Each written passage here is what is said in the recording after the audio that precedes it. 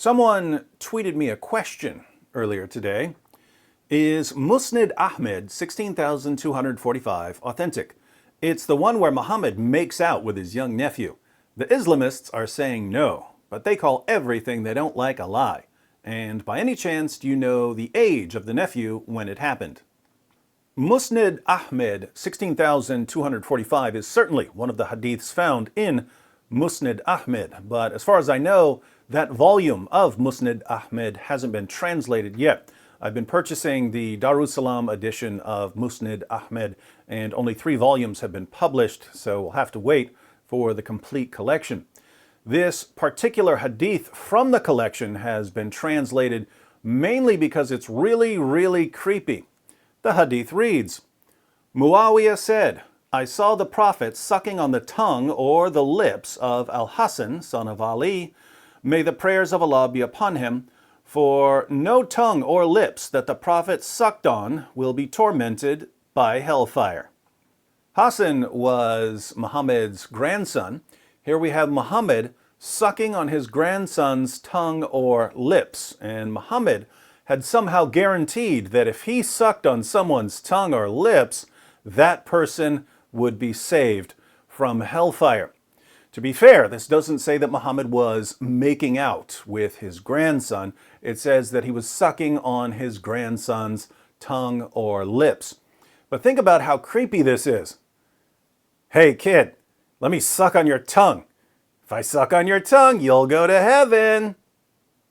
This is the same guy who ordered his followers to suck on his fingers so that they would get a blessing from Allah, and the same prophet who ordered grown women to let grown men suck on their breasts so that the men would no longer be sexually attracted to them because they would feel like their children.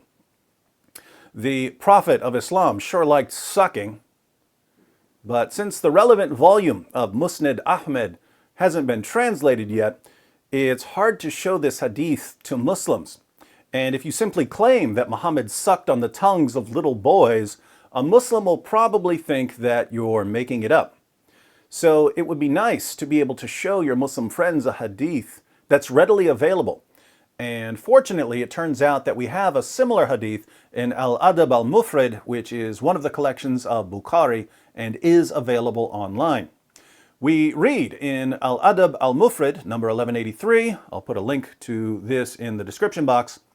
It is related that Abu Hurairah said, I never saw Al-Hasan without my eyes overflowing with tears. That is because the Prophet, may Allah bless him and grant him peace, went out one day and I found him in the mosque. He took my hand and I went along with him. He did not speak to me until we reached the market of Banu Kainuka. He walked around it and looked. Then he left, and I left with him until we reached the mosque. He sat down and wrapped himself in his garment. Then he said, Where is the little one?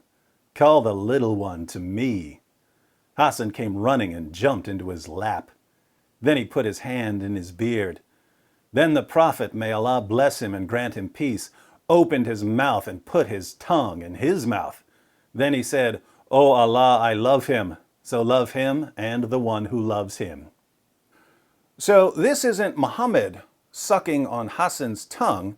This is Muhammad sticking his tongue in Hassan's mouth so Hassan could suck on it. No wonder Abu Hurairah would cry when he would think about this. Muslim apologists explain these hadiths in 2 main ways. First, some Muslim apologists claim that Muhammad's spit had miraculous properties, and that by sticking his tongue in a boy's mouth, he was miraculously feeding him. Second, other Muslim apologists point out that Arabia has a very dry climate, and that by sticking his tongue in a boy's mouth, Muhammad was simply quenching the boy's thirst. Notice, however, that if Muhammad was quenching a boy's thirst by letting the boy suck on his tongue, the reverse was true in the hadith from Musnad Ahmed. Since Muhammad was sucking on the boy's tongue, Muhammad was quenching his own thirst by literally sucking the saliva from a little boy's mouth.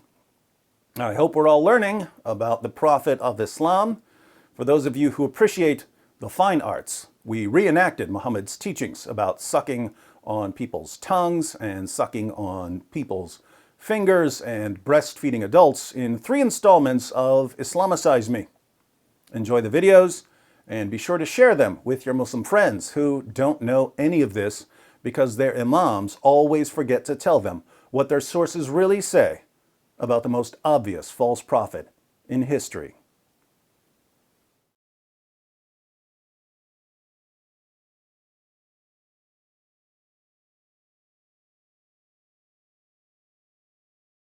The Dalai Lama asked this minor boy to suck his tongue.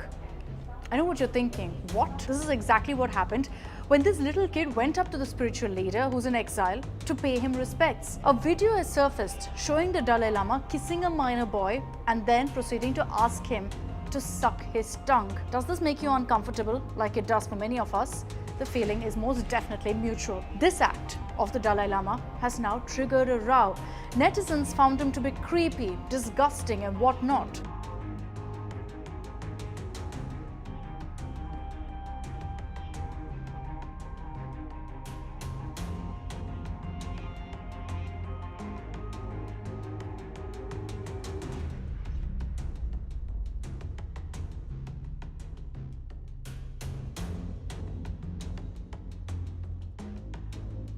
But is this normal in Tibet?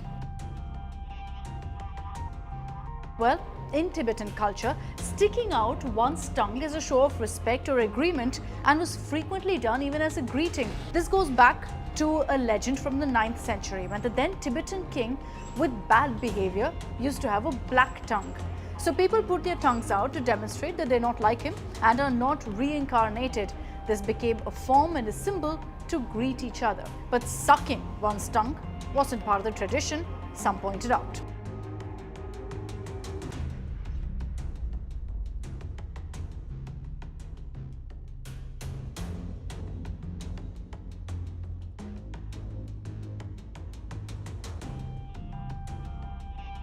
Nevertheless, the Dalai Lama has now apologized to the boy and his family.